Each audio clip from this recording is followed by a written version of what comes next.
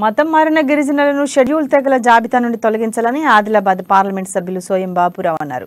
అందులో భాగంగానే ఈ నెల 29న పట్టణంలోని రామ్లీలా మైదానంలో జనజాతి సురక్షా మంచ్ ఆధ్వర్యంలో నిర్వహించి తలపెట్టిన బహిరంగ సభను విజయవంతం చేయాలని కోరారు.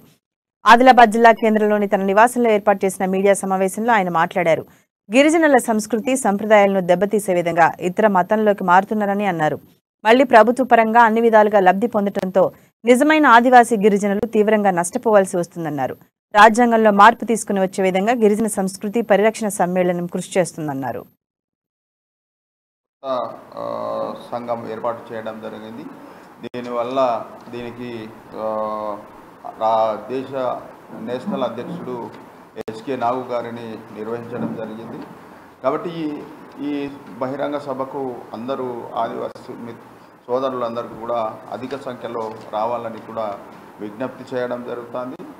అదే రకంగా ఈ బహిరంగ సభ ముఖ్య ఉద్దేశం ఏంటంటే, ఏదైతే ట్రైబల్స్ అమ్మాయిలు కానీ ట్రైబల్స్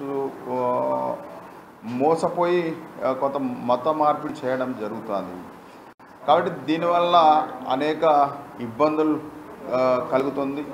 ఆదివాసుల భూములు మరి నాన్ ట్రైబల్స్ కానీ మైనార్టీస్ కానీ అదేవిధంగా క్రిస్టియన్స్ కానీ చేయడం వలన ఆదివాసుల చాలా భూములు కూడా పోవడం జరుగుతుంది. అదే రకంగా ఉద్యోగాలు కూడా ఎవరన్నా మంచి ట్రైబల్ ఆదివాసీ అమ్మాయి మంచి అమ్మాయి ఎవరన్నా చదువుకొని ఉద్యోగం వచ్చిందంటే